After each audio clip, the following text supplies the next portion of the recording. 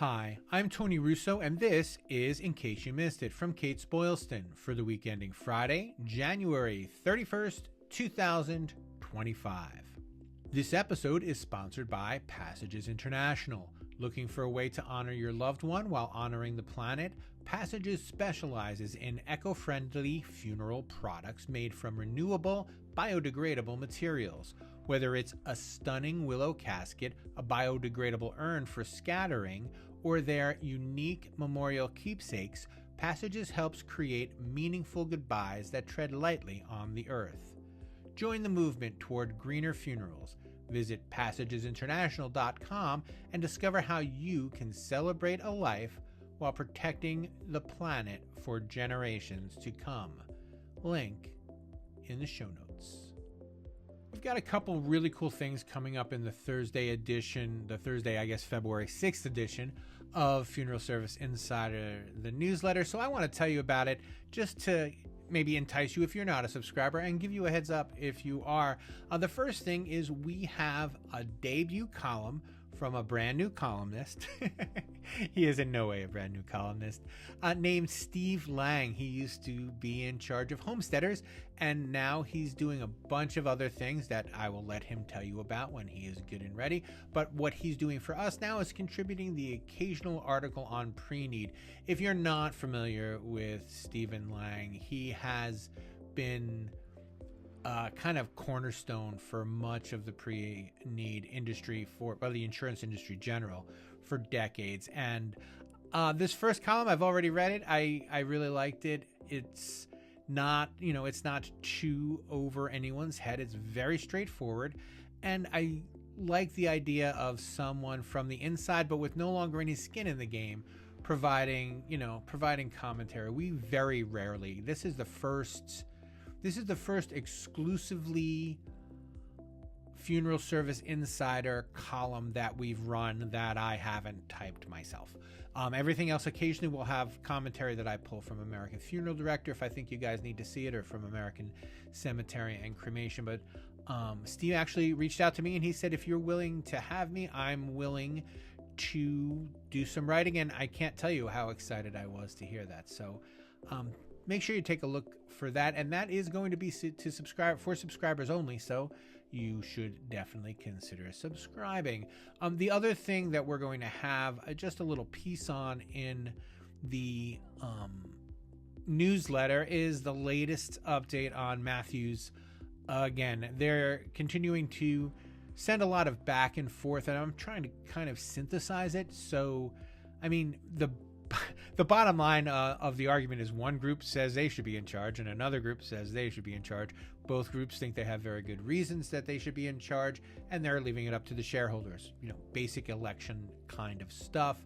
I'm trying to kind of get it so that if you are a shareholder, you can make good decisions. And also, I mean, if you do business with Matthews, you should know what's going on at the corporate level.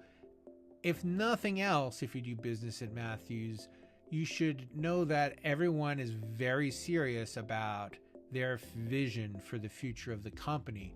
And so the real question is whether or not, or I guess whose vision aligns with yours, because these are both passionate sides that both make good cases why they should be in charge and the other one shouldn't. And I don't have more information than I can share than I have already shared.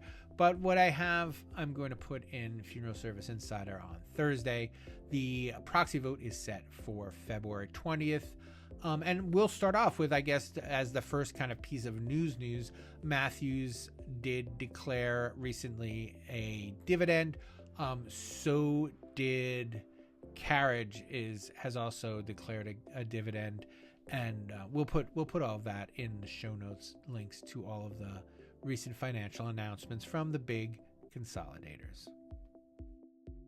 The Indiana Funeral Directors Association sent me, Tony Russo, and Funeral Service Insider a note Last week I mentioned it. This week I ran it in Funeral Service Insider, and I have made their letter free, so you do not have to be a subscriber to read it. The short version of the letter was that they were not going to address the death doula issue because it's in court.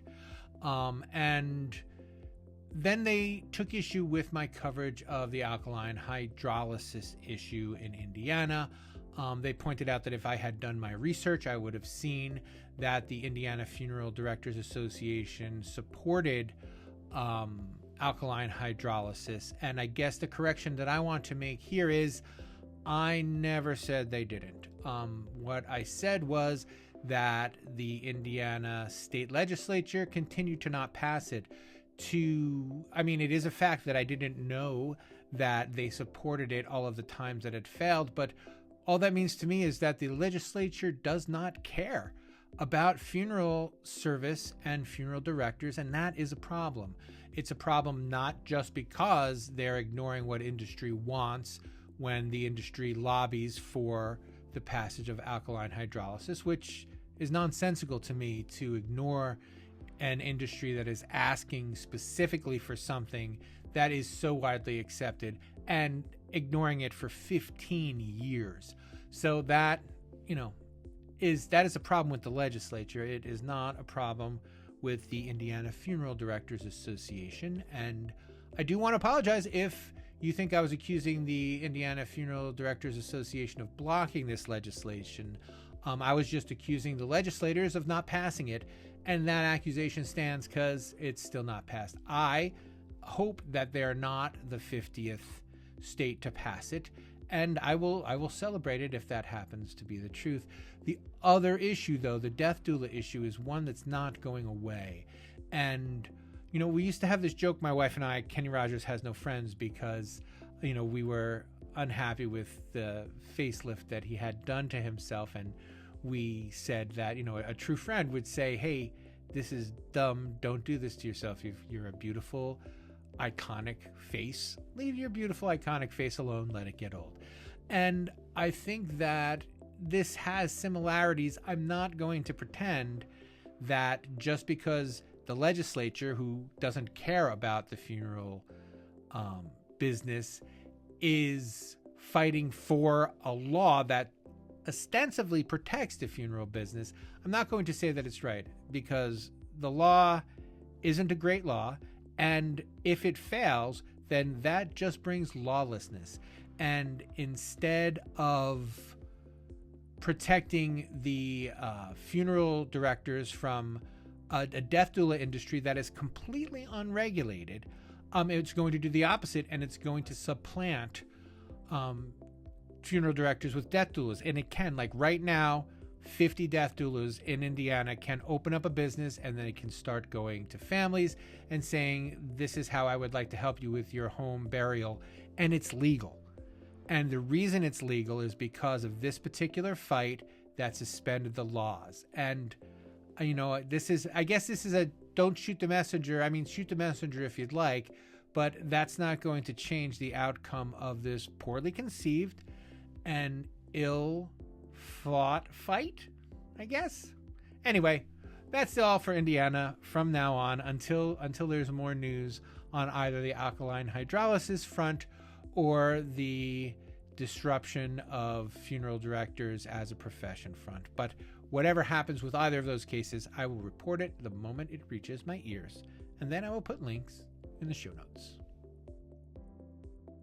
We've got a couple cremation stories this week, and this first one is me being fair and balanced. I would, and I tend to eviscerate boards when they let complaining and whining neighbors keep people from opening crematories that they are entitled by law and reason to open. So I do have to give credit then to the DuPage County Board, which approved a funeral home and cremation facility near Bensonville, Illinois, despite opposition from everybody. The town was against it. The school was against it.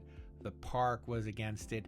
And again, they're just against it because they're against things. I think that, one of the things that we'll be talking about a lot in the coming weeks, and I'm sorry, I'm actually fresh off a webinar when we talked about it, is the space between when people interact with funeral directors and with, death care in general.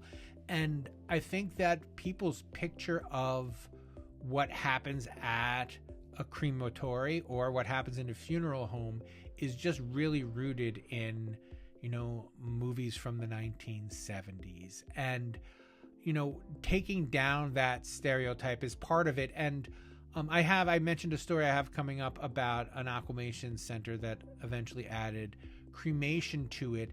And the interesting thing about that is like a person who was technically against cremation was like, well, it's a new system and it's clean to do now. And, cremation isn't the enemy, ignorance tends to always be the enemy.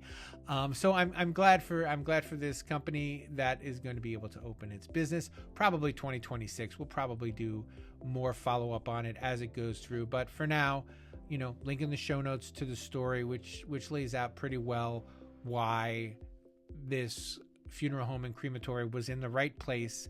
Besides just being zoned correctly, it's going to be in a good place for the business. It's going to be in a healthy and safe place for the community, and I think it's a win. And if they will just realize, if the neighbors just realize that they have one, that would be ideal. This next crematory story is a little less happy, a little less enthusiastic, and it takes place in Maryland. It is a continuing scandal, poor body storage, questions about whether remains are returned well or poorly. And it happened in Charles County, Maryland. I live in Maryland and actually was talking to a Maryland funeral director earlier today. Today is January 30th as I recorded. And this funeral director was talking about how, funeral service has to do a better job at making people trust them. And, I mentioned to them that, this is probably top of mind for lots of legitimate funeral directors. But this is also a little tiny rant that I've already had, and maybe this is the drum that I'm going to end up banging all year. This is a crematory that has been under regular investigation for improper practice since 2017. And since 2017, they've got little dings, but nothing bad happened to them. There were no real consequences until decomposing bodies were found in the crematory, and it's just not acceptable. And I'm going to read this verbatim because I get a kick out of it. People asked, the Department of Health, what did you do? And they said, you know what? It's the funeral board. The funeral board is under our provision, but they're supposed to be independent and we don't mess with them. So they saddled the funeral directors on the board and the consumer representatives who are also on the board. They saddled them with the blame for the falling down. And the governor, who's not often weighing in on these kinds of stories, said the following: I know the board is independent, but they have failed these families and I share their outrage. I stand with them in demanding justice. He's the governor. Like, what else is he going to say? But we mentioned this earlier, maybe 3 weeks ago, and I want to mention it again. If you are on the funeral board, your job is to protect the good actors from the bad actors, and giving bad actors a second chance, a third chance, a fifth chance. It never works out. It never works out. I constantly am reporting on stories where the funeral board investigated them and said that they were all right until somebody got in there with a camera and discovered that the funeral board wasn't really looking very hard. If we're going to be an industry that is respected, then we have to do a better job at policing ourselves. And that means calling out bad actors. It also means calling out bad legislatures. And, my part-time job is calling out how crappy Maryland is at legislating, so I'm not going to get into that here, but I will have a link to several of the stories. There are a bunch of stories. They all have different heartbreaking family stories that they got in touch with. It's ugly, and it is on the funeral board, though. You know, this isn't Colorado where no one's allowed to look at anything. This is a funeral board that just kept going in and saying, this isn't right, fix it, until it all fell down. So again, link in the show notes. I'm going to take this opportunity to both conceive of and announce a new feature in Funeral Service Insider in the In Case You Missed It section. For subscribers only will be stories that you may want to take a look at. I had a bunch of stories to share this week, but we are just out of time, and this is supposed to be short.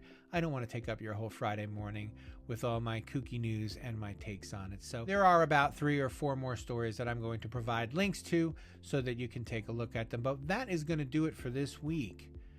In Case You Missed It is a Kates-Boylston production. It was written, edited, and videoed by me, Tony Russo. Please subscribe wherever you're listening now. You can hit the follow button. You can hit the subscribe button. If you are on a computer, please go to your phone and try to subscribe on your phone. That way you get a notification when the show comes out. I hope that you've been enjoying. We've got a lot of people who are listening to our bonus episodes.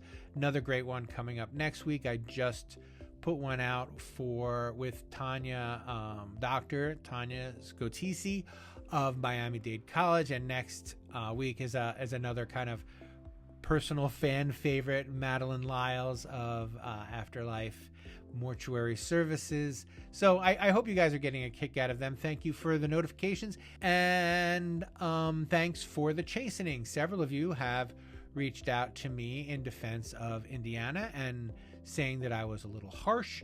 And again, I did not mean to be harsh on the funeral directors of Indiana. I meant very pointedly to be harsh on the legislature of Indiana, because I think they're failing funeral service. And if they won't endorse a law that's endorsed by the industry, then they're definitely failing funeral service. And I mean, I'm glad that you're mad at me. I understand that you're mad at me, but you also may want to direct some vitriol toward the guys, people, such as they are, who you're voting for, because they're the ones that are holding up the works and throwing the industry into genuine jeopardy. But that will do it for this week. We will catch you next time on In Case You Missed It.